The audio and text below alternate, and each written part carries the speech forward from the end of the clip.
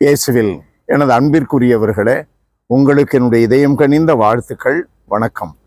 அன்பானவர்களே, ஆண்டவர் இயேசு தன்னுடைய சீடர்களை தனியே அழைத்து சென்று, மக்கள் என்னை பற்றி என்ன சொல்லுகிறார்கள், என்ன அபிப்பிராயத்தோடு இருக்கிறார்கள் என்று கேட்க, அவர்களுடைய சீடர்கள் சிலர் திருமுழுக்கு யோவான் எனவும், வேறு சிலர் எலியா எனவும், மற்றும் சிலர் இறைவாக்கினர்களுள் ஒருவர் எனவும் சொல்லுகிறார்கள் என்று சொன்ன பொழுது, பேதுரு மட்டும் என்ன சொல்லுகிறார்? நீர் மெசியா என்று உரைத்தார்.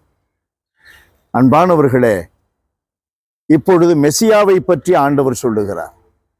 மெசியா என்ன பாடுபட போகிறார், எப்படி கொலை செய்யப்பட போகிறார் என்று சொன்னதும், மெசியா என்று சொன்ன பேதுரு அதற்கு பயங்கரமாக ரியாக்ட் பண்ணுகிறார்.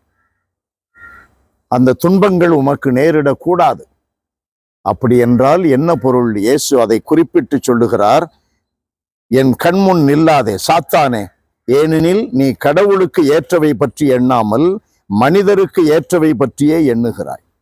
அன்பானவர்களே, நம்முடைய வாழ்க்கையில இயேசு வேண்டும், அவருடைய மீட்பு வேண்டும், அவருடைய ஆசீர்வாதங்கள் வேண்டும். கத்தோலிக்க திருச்சபையிலே நான் பாரம்பரியமாக இருக்கிறேன் என்றெல்லாம் பீற்றி கொள்ளுகின்ற, நெஞ்சை நிமிர்த்தி சொல்லுகின்ற அந்த திராணி உள்ளவர்கள், நாம் இயேசுவின் பெயருக்காக துன்பப்பட வேண்டாமா? இயேசுவினுடைய அந்த சிலுவை பாதையில் நடந்து செல்ல வேண்டாமா? இயேசுவை இப்படித்தான் பிரதிபலிக்க வேண்டும், பிரதிபலிக்க முடியும் என்பதை உணர வேண்டாமா? பேதுரு எப்படி நம்மை போலவே அவர் ரியாக்ட் பண்ணுகிறார் பாருங்கள். நமக்கு துன்பங்கள் வேண்டாம். இயேசுவினுடைய பெயருக்காக எந்த துன்பமும் வராமல் அவரை புகழலாம். அல்லேலூயா கீதங்கள் பாடி ஆண்டவரை நடனமாடி துதிக்கலாம். இவைகளெல்லாம் மிக அற்புதமானவை. எப்பொழுதும் நடனமாட வேண்டும், எப்பொழுதும் அல்லேலூயா கீதம் பாடி புகழ வேண்டும், துதிக்க வேண்டும், மகிழ்ச்சி அடைய வேண்டும். எப்பொழுதும் என்றால் இன்பத்தில் மட்டுமல்ல, துன்பங்களில், நெருக்கடிகளில், தவறாக புரிந்து கொள்ளப்படுவதில், ஏற்றுக்கொள்ளப்படாமல் உதறி தள்ளப்படுவதில் எப்பொழுதுமே. இயேசு உதறி தள்ளப்பட்டார், இயேசு ஒதுக்கப்பட்டார், இயேசுவை அங்கீகரிக்கவில்லை, இயேசுனுடைய உண்மை தன்மையை உணரவில்லை, இயேசுவை புரிந்து கொள்ளவில்லை. அவைகளெல்லாம் நமக்கும் இருக்கும் பொழுதுதான் நம்மை கடவுள் அங்கீகரிக்கிறார்.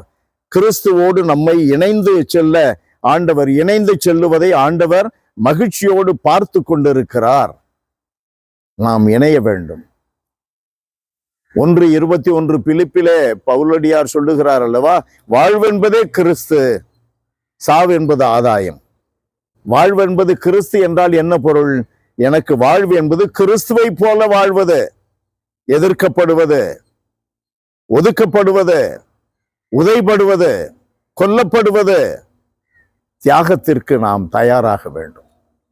தியாக உணர்வு உள்ள மனிதர்களாக நாம் வாழ வேண்டும். இயேசுவுக்காக, உண்மைக்காக, நீதிக்காக, அன்புக்காக, சமாதானத்திற்காக, சமத்துவ சகோதரத்துவத்திற்காக.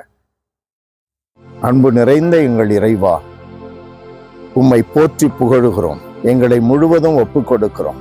ஆண்டவரே, இந்த சிந்தனை உண்மையாகவே உம்முடைய திருமகனும் எங்கள் மீட்பெருமான இயேசு விரும்புகின்ற ஒரு கருத்தாக இருக்கிறது. தெய்வமே, தெய்வங்களுக்கெல்லாம் மேலானவரே, ஆனால் இந்த சிந்தனைப்படி எங்களுடைய வாழ்க்கை போகும் என்றால் இந்த உடல் தாங்குமா? இந்த உள்ளம் தாங்குமா? உம்முடைய அருளும் ஆசீரும் ஆற்றலும் ஆவியின் துணையும் இல்லாமல் இதை நாங்கள் செய்ய முடியுமா? ஆண்டவரே, எங்களை பலப்படுத்துவீராக. தூய ஆவியினால் எங்களை பலப்படுத்தும். இயேசுவின் நாமத்திலேயே ஜெபிக்கிறோம் பிதாவே. ஆமென், ஆமென்.